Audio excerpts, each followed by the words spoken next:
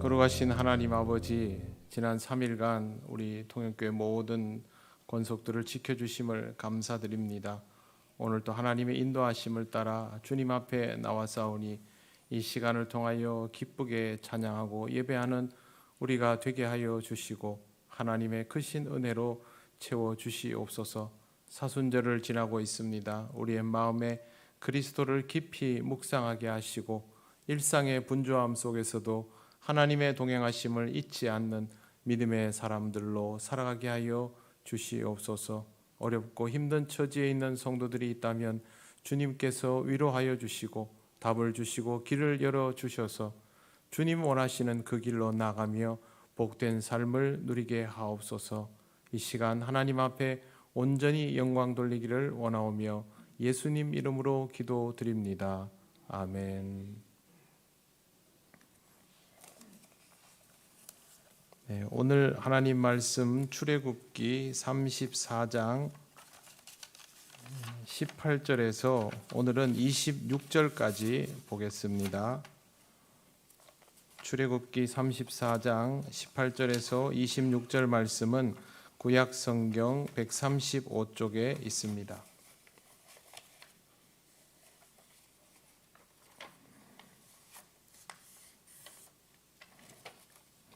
18절부터 26절까지 말씀 한 절씩 교독하겠습니다. 너는 무교절을 지키되 내가 내게 명령한 대로 아비볼 그 절기에 이레 동안 무교병을 먹으라. 이는 내가 아비볼의 애굽에서 나왔음이니라.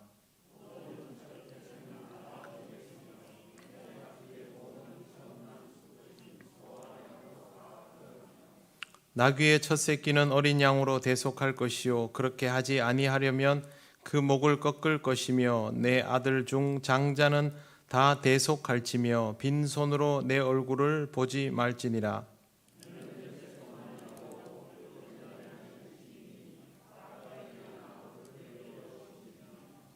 칠칠절 곧 맥추의 초실절을 지키고 새 말에는 수장절을 지키라.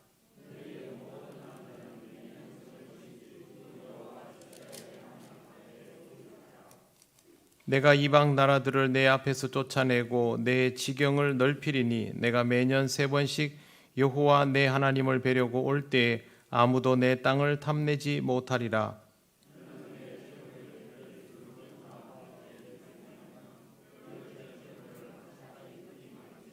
같이 읽겠습니다.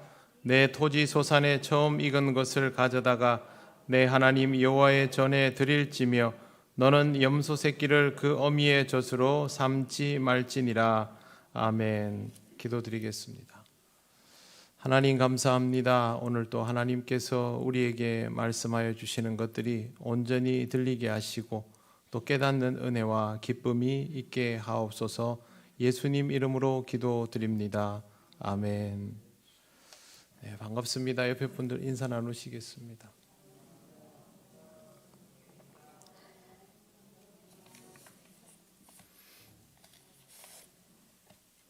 네, 우리는 코로나라도 뭐 그렇게 외롭고 그렇지는 않습니다. 얼굴을 볼 수 있어서.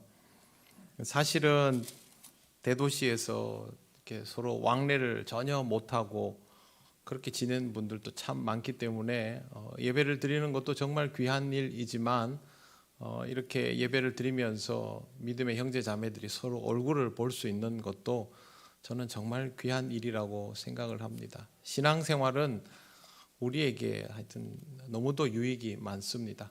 오늘은 말씀을 통해서 또 하나님 주시는 은혜를 누리기 원합니다. 제일 먼저 나오는 내용은 무교절을 지키라입니다. 너는 무교절을 지키되 내가 내게 명령한 대로 아비벌 그 절기에 이레 동안 무교병을 먹으라. 7일 동안 누룩 없는 떡을 먹도록 그렇게 합니다. 그런데 왜 아비벌이냐 하면 마지막에 보시면 내가 아비벌의 애굽에서 나왔음이니라 그렇게 되어 있습니다. 출애굽을 했던 시기가 이때이기 때문에 이 절기를 지키라고 하는 것입니다. 이 달이 중요한 것이 아니라 그 사건이 있었다라는 것이 중요하기 때문입니다. 절기를 지키는 일은 그것을 기억하며 거기에서 있어야 할 정신을 놓치지 않는 것에 의미가 있습니다. 절기는 행사나 형식이 되면 그때부터는 의미를 상실하게 됩니다. 여러분의 삶에도 인생의 전환점이 될 만한 신앙 사건들이 있을 것입니다. 그때의 기억은 여러분에게 더없이 소중하고 중요하다면 그날을 기억하는 것도 굉장히 의미가 있을 수 있습니다. 하지만 그것이 행사로 내려온다면 올해가 내가 예수 믿은 지 몇 주년이고 올해 몇 월이 신앙생활 한지 얼마나 됐고 라는 것만 기억하고 실질적으로 그때의 감격들을 가지고 있지 못하다면 그건 의미가 없는 것이겠죠. 이스라엘은 절기를 지키는 데 있어서 오랜 세월 동안 외형적으로는 문제가 없어 보였습니다. 왜 그러냐 하면 이스라엘의 3대 절기 또 모든 장정들이 하나님 앞에 나와서 성전에서 내어 보이는 일들을 어기지는 않았거든요. 우리는 신앙생활을 할 때 교회를 나오기도 하고 안 나오기도 하고 이렇게도 할 수 있지만 이스라엘 사람들에게 있어서는 그것이 선택사항이 아닙니다. 무조건 해야 하는 일이죠. 그런 상황에서 이 절기를 어기는 것이 오히려 더 어렵습니다. 그렇기 때문에 우리가 여기서 있는 이 말씀을 보면 절기를 지킨다라는 것은 이런 식으로 할 수도 있다는 거죠. 하지만 이렇게 해버리면 의미가 없습니다. 그게 아니라 이때가 되면 하나님께서 우리를 인도하여 주셨지 그렇기 때문에 오늘이 있지라고 해야 하는 것이죠. 우리도 창립기념주일을 이제 얼마 남겨두지 않고 있습니다. 창립기념주일이 되면 우리 교회의 역사에 대해서 제가 한 번씩 여러분들에게 말씀을 드리고 또 여러분들 중에 많은 분들은 수십 년 동안 이 교회를 다니면서 과거의 일들을 기억하게 될 것입니다. 그런데 우리가 그냥 날짜가 이렇게 되었으니까 기념일로 삼자 하는 정도가 된다면 그건 그렇게 의미 있는 일은 아닙니다. 정말 중요한 건 우리 교회가 하나님의 은혜로 어떻게 여기에서 시작될 수 있었고 어떤 어려움을 겪었고 그 어려움을 극복해내었던 힘은 무엇이었으며 또 우리에게는 어떤 시련의 시간이 있었고 그 시련들은 무엇 때문에 생겼고 그것들을 또 풀어나가는 일들은 어떻게 가능했고 이런 것들을 계속 떠올려가면서 시행착오를 거듭하지 않는 것이 중요한 일이죠. 하나님께서 무교절을 지키라고 말씀하신 것은 이스라엘로 하여금 그때의 감격을 기억하고 하나님께서 주시는 역사 속에서 신앙을 잃지 말아라 하는 그런 의미가 되는 것입니다. 그걸 위해서 이런 설명들이 있습니다. 항상 개인적인 사건이건 우리 교회가 전체적으로 역사를 기억해야 하는 사건이건 그것을 기념할 때에는 형식이 아니라 그 의미를 기억하고 그것을 통해서 내가 다시 한번 초심으로 되돌아갈 수 있는 그런 절기로 만들어가는 것이 중요합니다. 지금 우리가 사순절을 지나고 있는 것도 똑같은 이유이죠. 그동안 여러분 신앙생활 하면서 사순절을 얼마나 많이 지나셨습니까? 어느 해는 정말 신앙적으로 몰두해서 지나갔던 사순절도 있지만 또 어떤 해에는 아무 생각 없이 다른 데 신경 쓰다 보니까 사순절이 훌쩍 지나가 버린 그런 때도 있거든요. 그러면 훌쩍 지나갔을 때는 왜 그렇게 지나갔고 또 하나님 앞에 정말 열심히 기도하고 말씀으로 절기를 보냈을 때는 왜 그랬는지를 우리가 늘 떠올려 보아야 한다는 것이죠. 그렇게 하면 여러분은 올해 사순절은 그만큼 더 특별할 수 있습니다. 하나님이 우리에게 이 절기를 지키게 하신 이유가 무엇일까? 또 더 구체적으로 하나님께서 나에게 이 사순절을 통해서 이번에는 나에게 무엇을 깨닫게 하시는 것일까? 뭘 알려주시려는 것일까? 그걸 생각하면서 사순절을 지나시기를 바랍니다. 여러분이 무슨 답을 가지고 절기를 지키는 것은 아닙니다. 우리가 얼마나 똑똑하다고 이 사순절의 의미를 처음부터 다 꿰어차고 있겠습니까? 예수 그리스도를 묵상해 나가다 보면 아마 올해 사순절을 통하여 하나님께서 여러분에게 주시는 무언가가 있을 것입니다. 그걸 사모하면서 나아가다가 보면 하나님이 그 답을 주실 때 아멘으로 감사하게 받을 수 있게 되는 것입니다. 그 다음 말씀 보시면 19절에 이렇게 되어 있습니다. 모든 첫 태생은 다 내 것이며 초태생이 하나님의 소유라고 밝히십니다. 초태생이 하나님의 소유라는 말은 무슨 뜻이냐면 모든 것이 다 하나님의 소유다라는 겁니다. 처음 것이 내 것이면 그 다음도 내 것이니까 내가 너에게서 거두어 가지 않더라도 모든 것이 하나님의 것임을 잊지 말아라, 그런 뜻입니다. 하나님이 모든 것이 하나님의 것이라고 하신다고 해서 그 모든 것들을 우리에게서 앗아가지는 않습니다. 다 사용할 수 있도록 내버려 두시죠. 그럼에도 불구하고 하나님은 쓰고 있지만 너의 것이라고 단정하지 마라 하는 것은 항상 일러주고 계시기 때문에 우리는 이 말씀을 보면서 모든 것이 하나님의 소유라는 것을 잊지 않도록 해야 합니다. 하나님은 결정적인 순간에 하나님의 소유됨을 밝히십니다. 우리를 부르실 때도 하나님께서 그때에는 우리를 강권하여 부르시죠. 쓰실 때도 마찬가지죠. 하나님이 우리를 쓰실 때 우리한테 저의 경험도 그렇고 여러분들 때 경험도 마찬가지겠지만 하나님이 저와 여러분을 어떤 의미로 어떤 용도로 쓰실 때 네가 이거 할 말 하겠느냐, 할 수 있겠느냐 이런 식으로 시키시는 거 본 적 있습니까? 그런 거 없습니다. 하나님이 쓰시겠다 하면 그냥 우리는 쓰임 받을 수밖에 없는, 어쩌면 하나밖에 없는 그 길로 가게 됩니다.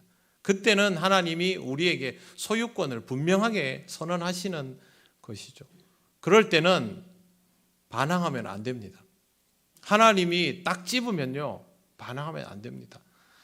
제가 청년 사역을 오랫동안 했기 때문에 청년 사역을 하다 보면 목회자가 되고 싶다는 사람들이 많습니다. 제 제자들 중에도 목사님이 10명이 넘거든요. 근데 그 친구들이 다 목사님이 되고 싶다고 했던 사람들은 아닙니다. 목사님이 되고 싶다고 했던 사람들 중에 3분의 2 이상은 목회를 하고 있지 않습니다. 그래서 제가 청년들 가르칠 때 그렇게 말했습니다. 목회자가 되고 싶다고 해서 그거 네 마음대로 하는 거 아니다. 자기 마음대로 하는 거 아닙니다. 하고 싶다고 하는 거 아니고요. 하기 싫다고 안 하는 거 아닙니다. 목회자만 그렇겠습니까? 여러분이 교회에서 신앙생활을 하고 직분을 받고 교회에서 교사의 직분을 하건 찬양대를 하건 사명을 감당하는 것은 하고 싶다고 하는 일 아닙니다. 하고 싶다고 한다고 생각하니까 하기 싫으면 때려치우는 것이죠. 그럴 수 없습니다. 하나님의 일은. 하나님이 여러분에게 해라 하고 말씀하시면 하나님이 내려놓아라고 할 때까지는 하셔야 됩니다. 그리고 내려놓아 그러면 내려놓아야 됩니다. 하나님이 소유이시기 때문에 그렇습니다. 거기에서부터 자기의 주장을 표현하고 고집을 부리기 시작하면 성경에서 보아왔던 각종 문제들이 이제 우리한테 오게 되는 것이죠. 하나님께서 소유권을 주장하시는 것에 대해서는 항상 긴장감을 가지고 있어야 합니다. 사람만이 아니라 가축에 처음 난 것도 전부 하나님은 소유를 주장하고 계십니다. 이 중에 나귀가 나옵니다. 보시면 20절에 나귀의 첫 새끼는 어린 양으로 대속할 것이요 그렇게 하지 아니하려면 목을 꺾을 것이며 그렇게 되어 있습니다. 나귀는 정결규례상 부정한 동물이죠. 굽이 갈라지고 되새김질하는 짐승이기 때문에 부정한 짐승이라서 부정한 것을 제물로는 바칠 수 없어서 어린 양으로 대속합니다. 성경에 대속하는 경우는 부정한 짐승, 또 하나는 장자입니다. 장자를 제물로 다 바쳐버리면 씨가 마르겠죠. 자칫 잘못하면. 그렇기 때문에 하나님께서 소유는 분명하게 주장하시면서 그것에 대해서는 대속할 수 있도록, 그때 대속의 제물이 양입니다. 그래서 오늘 성경에도 어린 양으로 대속하거나 목을 꺾어 죽이도록 그렇게 하고 있습니다. 그 다음에 나오는 말씀은 20절 마지막에 보시면 이렇게 되어 있습니다. 빈손으로 내 얼굴을 보지 말지니라, 그렇게 되어 있습니다.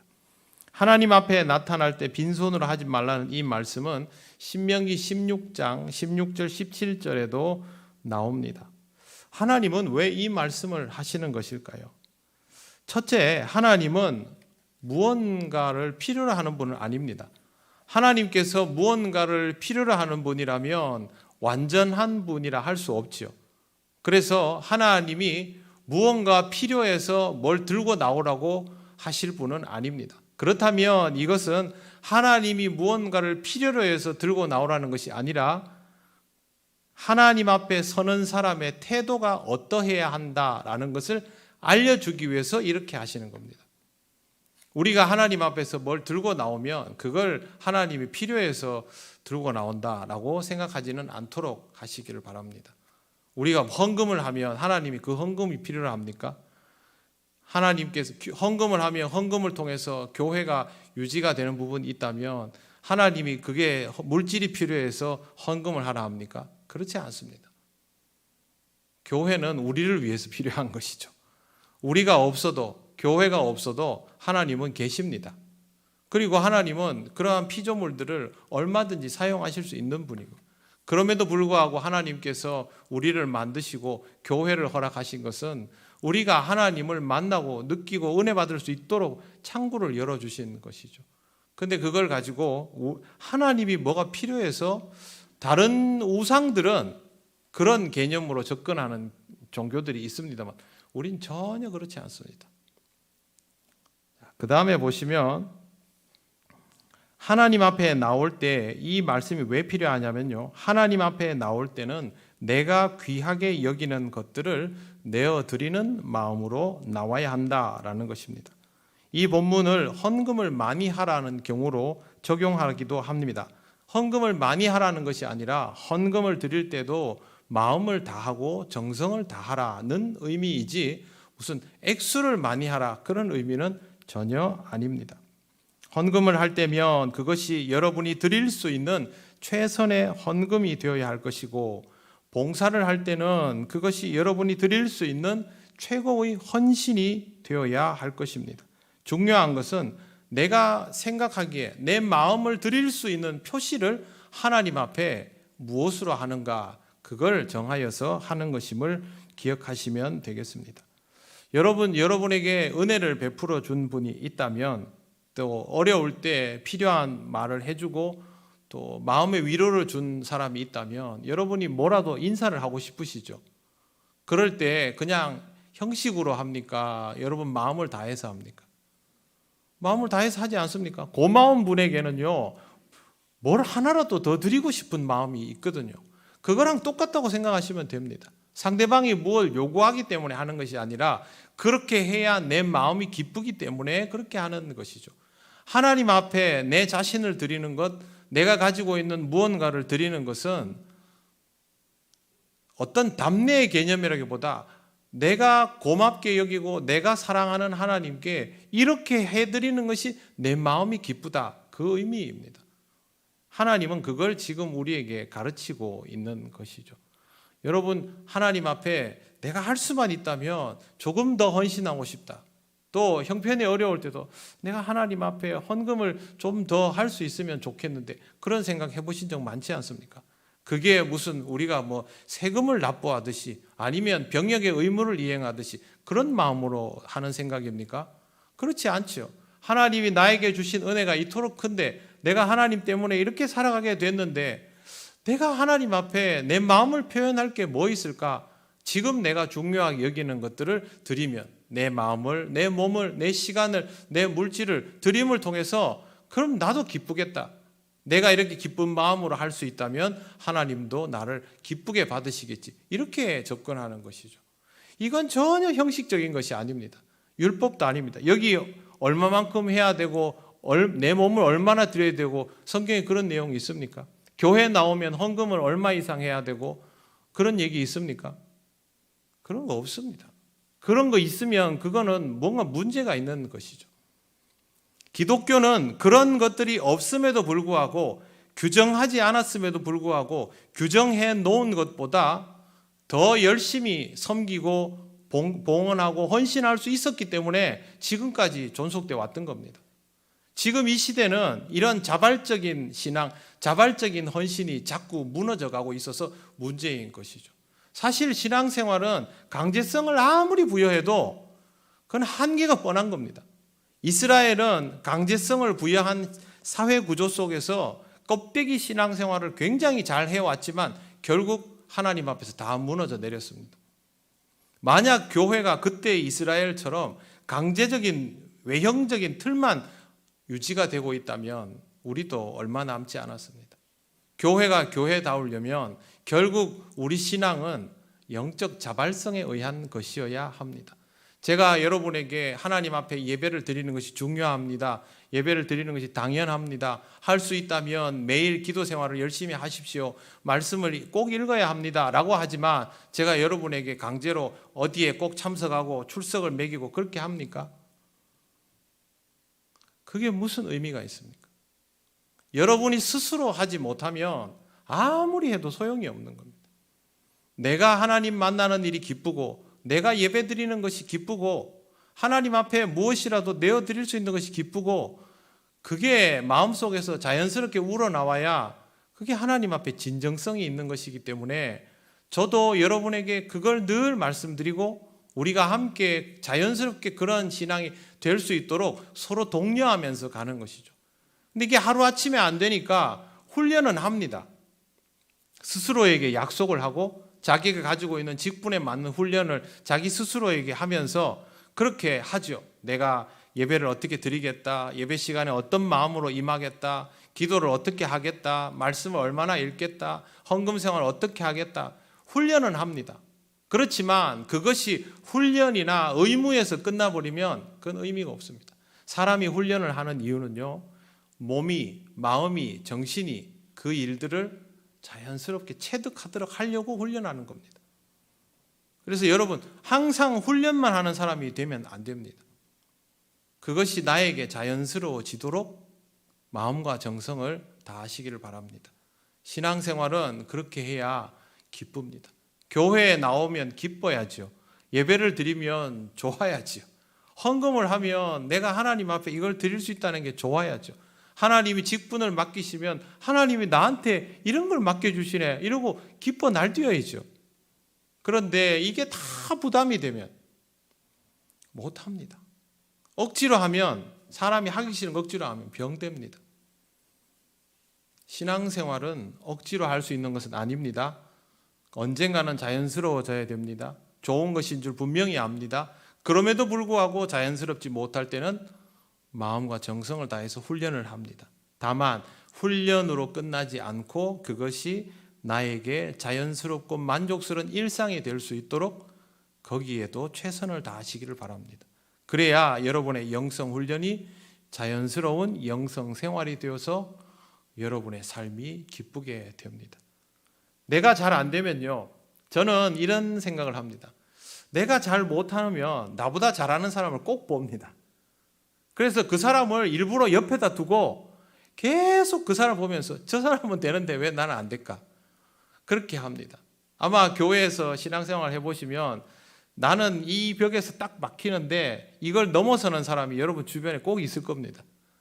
그러면요, 뭐 티를 내든 안 내든 상관없는데 그 사람 옆에 졸졸 따라다니십시오. 저 사람은 나하고 뭐가 다른가를 찾아내셔야 됩니다. 그러면 여러분의 신앙이 좋아집니다. 신앙 좋은 사람 옆에 붙어 있는데 나한테 손해 날 일이 뭐가 있습니까? 그렇게 하다 보면 누군가가 나를 보고 흉내를 냅니다. 나도 아직 한참 부족한데 누가 나보고 따라합니다. 그렇게 물고 자라나는 것이죠. 그러다 보면 우리 교회가 거룩한 모습을 사모하면서 하나님 앞에서 스스로 훈련하는 성도들로 채워져가는 교회가 되는 것이고, 신앙생활 열심히 하려고 하는 성도들이 모여있는 교회는요, 사실 다른 거 신경 쓸 겨를이 없습니다. 어떻게 하면 신앙생활 더 잘할까? 어떻게 하면 옆 사람에게 신앙의 덕을 끼칠까? 이것만 생각하기 때문에 교회가 건강하고 아름다워지는 것은 당연한 이치이죠. 하나님께서 왜 우리에게 빈손으로 내보이지 말라 했는가를 잘 기억하시고 여러분에게 은혜 베푸시는 것을 기쁘게 받으시기 바랍니다. 하나님이 우리에게 당당히 이것을 말씀하실 수 있는 이유, 하나님은 이미 우리에게 은혜를 베풀어 놓으셨기 때문입니다. 해주지 않고 이 말씀을 하시는 분이 아니라는 것이죠. 하나님은 이미 우리가 하나님의 은혜를 받으면 점점 더 나아질 수 있도록 일단 우리에게 필요한 것들을 다 제공해 주신 상태입니다. 그러니 우리는 거기에다가 호흡을 맞추기만 하면 되는 것이죠. 신앙생활의 과정을 꾸준히 잘 밟아가는데 우리 삶이 악화되는 일이 있습니까? 환난과 질고에도 신앙생활의 과정을 밟아가다 보면 결국에는 그 사람은 상태가 좋아집니다. 그러니까 하나님이 우리에게 이렇게 말씀하실 수 있는 것이죠. 좋은 부모, 어진 부모는 자식에게 무언가를 바라지 않습니다. 그럼에도 불구하고 자식이 효도를 하면 어떤 부모보다 기뻐합니다. 여러분, 자식에게 뭘 계속 기대하고 바라는 부모가 자식이 뭘 해주면 기뻐할까요? 아니면 아무것도 바라지 않는 그런 부모가 해주면 더 기뻐할까요? 후자입니다. 하나님이 우리에게 뭘 바래서 요구하시는 것이 아님에도 불구하고 우리가 하나님 앞에 우리의 삶을 기쁘게 드리면 하나님은 세상의 어떤 부모와 비교도 못할 정도로 우리를 기뻐하여 주시는 분입니다. 독생자를 내어주신 하나님이시라는 것을 항상 기억해야 합니다. 이렇게 하나님 앞에 빈손으로 나오지 않고 무언가를 드리고 나 자신을 드릴 수 있는 그런 마음으로 살아가는 것이 우리에게 익숙해지면 신앙은 좋아질 수밖에 없고 인생은 성실해질 수밖에 없습니다. 우리의 역량이 어떠한가가 문제가 아니라 우리는 항상 하나님 앞에서 조금이라도 더 노력하고 조금이라도 더 마음을 다하는 그런 사람이 자연스럽게 되어가는 것입니다.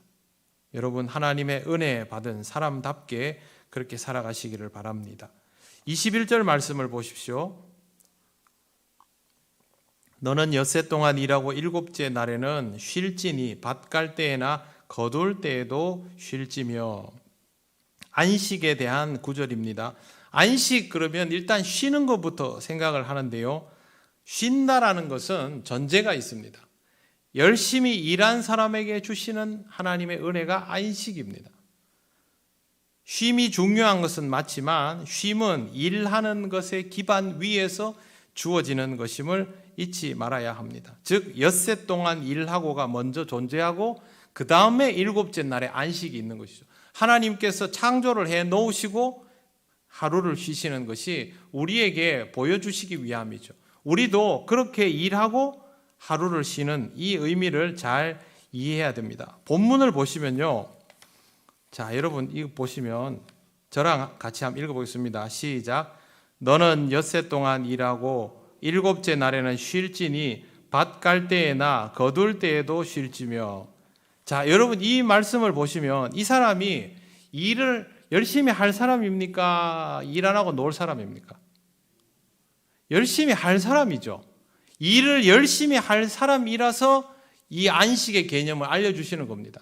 그러니 우리는 이 말씀을 보면서 쉬는 것만 쳐다보면 안 된다는 것이죠. 두 개를 같이 봐야 됩니다. 일하는 것과 쉬는 것이 함께 있다는 것을 같이 보아야만 안식의 의미를 제대로 이해를 할 수가 있습니다. 매일 일하는 만큼 소출이 더 나오는 사람, 매일 일하는 만큼 돈이 더 벌어지는 사람이 하루를 쉬는 게 쉽습니까? 하루를 더 일하면 수익이 늘어나는데 절대 쉽지 않습니다. 그런 상황에서 쉬라는 말입니다. 왜? 성경에 이렇게 돼 있죠. 밭 갈 때에나 거둘 때에도 쉴지며. 밭을 갈 때 쉬면 어떻게 됩니까? 타이밍을 놓칠 수 있죠. 거둘 때는 어떻게 됩니까? 수확기는 말할 것도 없죠. 수확기에는 일부터 해놓고 쉬어야죠. 그런데 하나님은 이때도 쉬라는 겁니다. 이스라엘 사람들이 농사를 짓다가 안식일이 다가오면 그날은 밭을 갈지 말라는 것이죠. 추수 때가 되었는데 추수를 다 못했습니다. 그러면 추수를 하다 말고 그냥 볕단을 바깥에다가 던져놓고 있으면 이게 뭐 짐승이 다 물고 갈 수도 있고 비가 와가지고 폭삭 젖을 수도 있지만 쉬라는 겁니다. 그런 말씀입니다. 돈을 더 많이 벌 수 있지만 내가 이날 안 쉬고 일을 하면 소득이 분명히 더 좋아지겠지만 쉬어라. 일하는 것에 너무 몰두하지 말고 쉬어라. 그러면 뒤집어서 얘기하면 일하는 사람에 대한 이야기이죠. 매일 먹고 노는 게으른 사람, 아무것도 하지 않는 사람에 대한 이야기가 아닙니다. 그 사람은 이미 쉬고 있잖아요.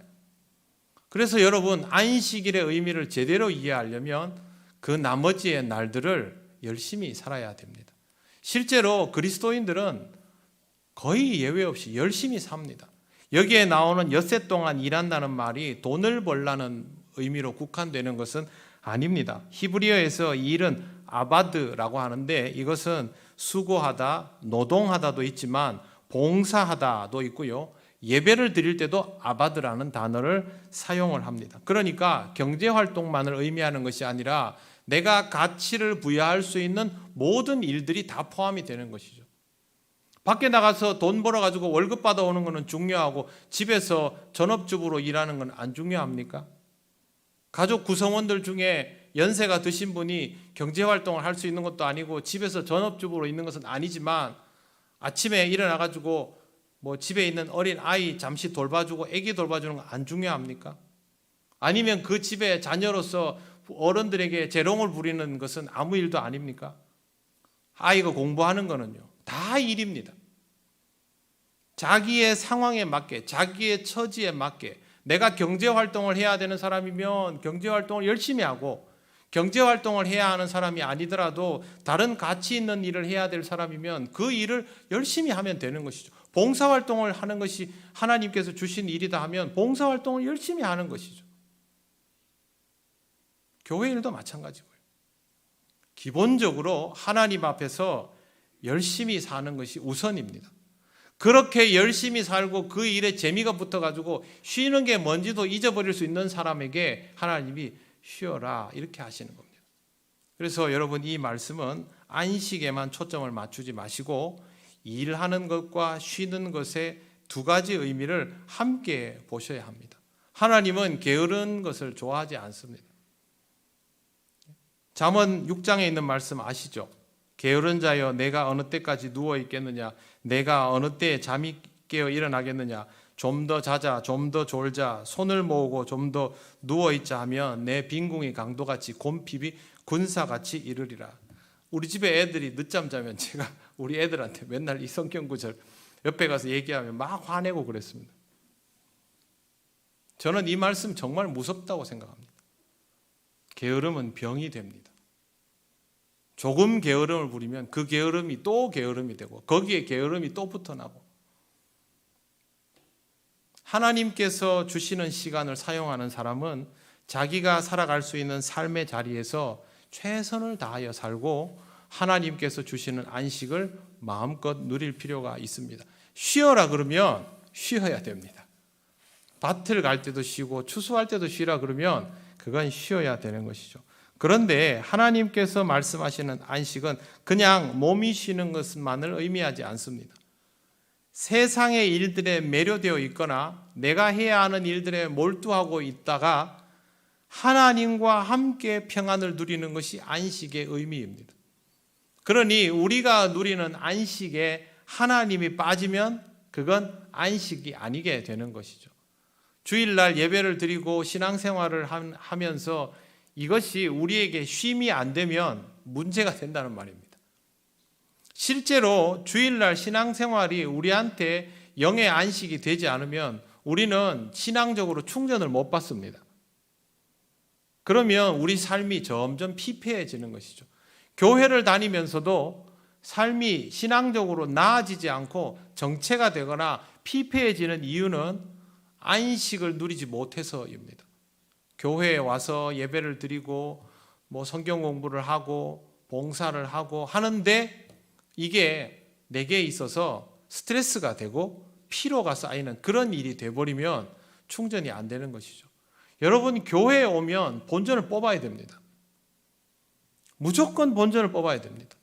교회에 와서는 무조건 하나님을 만나야 되고 하나님의 말씀이 내 것이 되어야 되고 하나님의 사람들과 사랑을 나누어야 되고, 내가 교회에 와서 봉사하면 그 봉사가 만족스럽도록 기쁨이 되도록 나한테는 숙련된 일이 돼야 됩니다.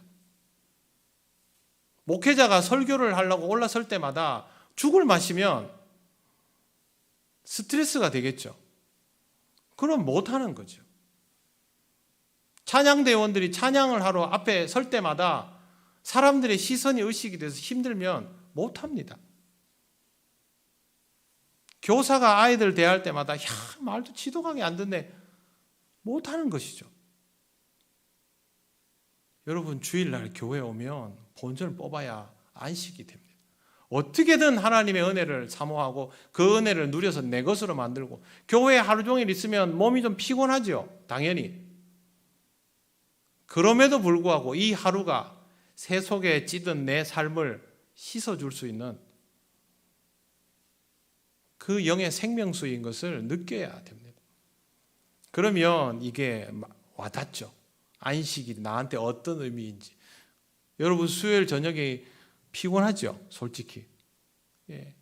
주일하고는 또 다르지 않습니까? 주일날은 예배를 드리고 뭐 하루 종일 좀 신앙적으로 산다 하지만 수요일은 사회에서 막 생활하고 열심히 막 직장 다니고 있다가 퇴근하고 식사도 못하고 막 교회에 오시면 얼마나 피곤합니까? 그럼에도 불구하고 여러분이 이곳에 오시는 이유는 하나님께서 주시는 것을 통하여 더 힘을 얻고 더 위로를 받고 은혜를 받고 그걸 가지고 또 이 세상에 나갔을 때 지치고 흔들리지 않도록 세상에서 내 몸은 피곤하고 마음은 좀 다칠 때가 있지만 그것조차 위로받을 수 있는 하나님의 말씀이 나한테 은혜가 되기를 원해서 그래가지고 교회를 찾는 거죠. 이게 되어야 안식의 의미를 아는 겁니다.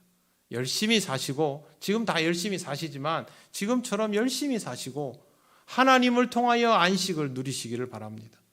이 세상에서 다른 것으로 여러분의 삶을 채움받을 방법은 없습니다. 하나님은 우리에게 안식일을 분명히 말씀해 주시면서 그냥 쉬어라 하시지 않고 안식일을 기억하여 그날을 거룩하게 지키라는 말도 함께 하셨기 때문에 우리는 쉴 수 있지만 하나님과 함께 쉴 수 있는 날이 될 수 있도록 주일을 그렇게 기억해야 하는 것입니다. 22절 보십시오. 절기도 마찬가지입니다. 7.7절 곧 맥추의 초실절을 지키고 새말에는 수장절을 지키라. 이스라엘의 3대 절기에 관한 이야기를 해 주십니다. 이 절기도 마찬가지이지요. 쉼에 대한 개념 이해를 확실히 해야 이 쉼을 통하여 유익을 얻을 수 있습니다. 첫째, 쉼은 열심히 일하는 사람에게 주시는 하나님의 보상입니다. 그렇기 때문에 열심히 일하라는 명령이 먼저 있다는 것을 기억하시기를 바랍니다. 두 번째, 쉼은 하나님의 명령입니다. 그러니 돈이 잘 벌릴 때에도 일을 멈추기 어려운 상황이라도 하나님이 쉬라 하시면 쉬어야 됩니다. 그렇게 하도록 해주신 대표적인 시간이 주일입니다. 그리고 하나님이 여러분에게 주신 시간들이 또 있습니다. 잠자는 시간. 잠도 잘 자야 됩니다. 신앙생활을 제대로 유지하려면요, 신앙생활, 기도생활을 잘 하려면 자기 수면 시간 조절하는 게 절대적으로 중요합니다. 이걸 조절하려고 하면 여러분의 삶은 건강해질 수밖에 없습니다. 굉장히 간단하지만 어려운 일이죠.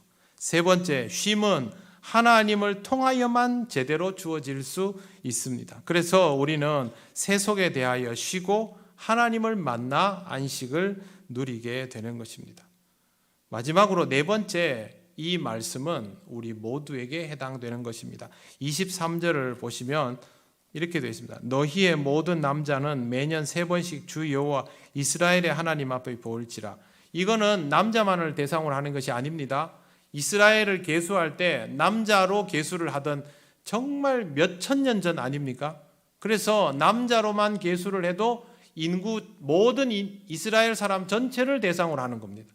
그러니 하나님 앞에 사실 내어 보여야 될 사람은 남자만이 아닌 것이죠. 모든 가정이, 모든 자녀가, 여성이 누구나 할 것 없이 다 하나님 앞에서 이 안식의 의미를 똑같이 이해하고 받아들여야 한다라는 뜻입니다.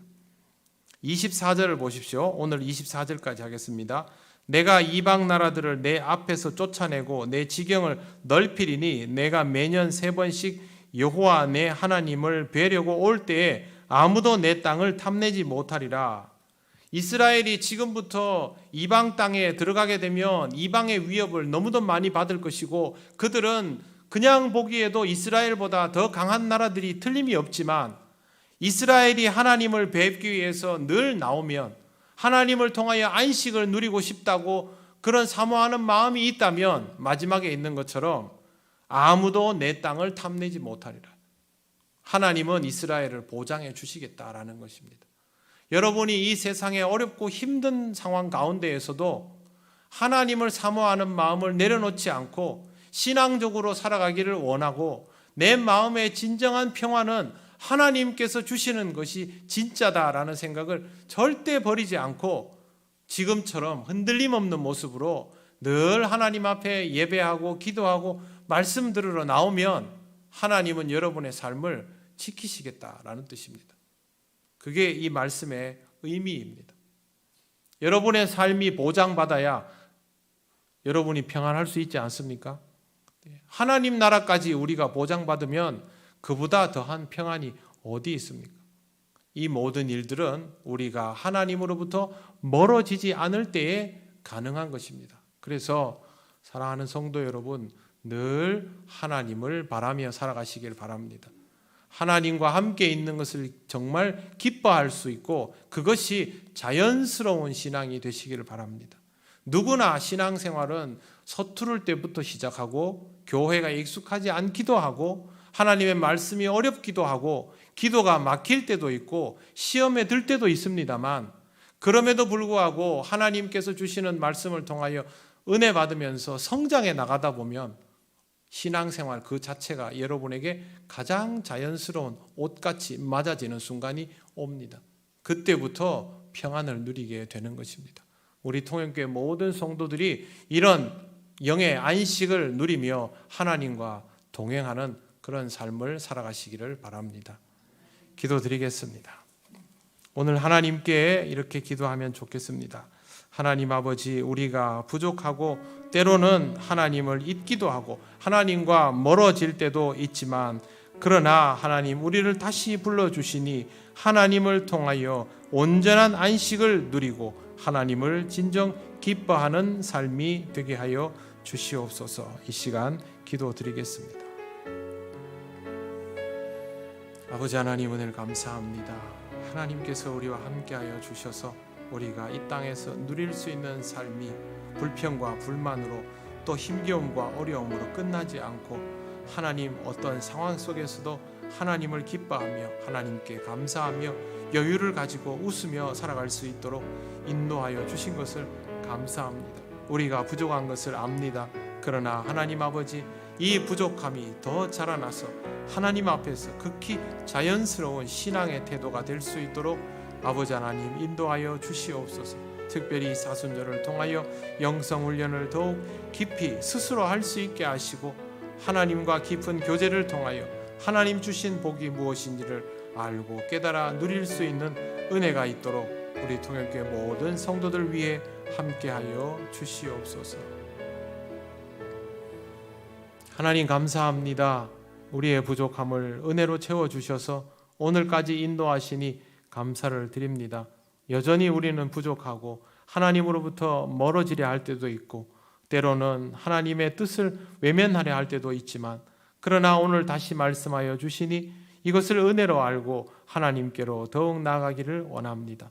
하나님과 함께하는 평화를 누리게 하여 주시고 이것이 우리의 온전한 안식이 되게 하여 주셔서 이 땅의 삶 속에서 겪는 어떤 어려움들도 이 힘으로 이겨나가게 하여 주시옵소서. 우리가 부족할 때마다 은혜로 채워주심을 감사드립니다. 우리 통영교회 모든 성도들이 특별히 이 사순절을 통하여 스스로 영성훈련에 매진하며 하나님 주신 은혜를 차곡차곡 채워나가며 그리스도를 더욱 기뻐하고 닮아가는 삶이 되게 하여 주시옵소서. 감사드리며 예수님 이름으로 기도드립니다. 아멘.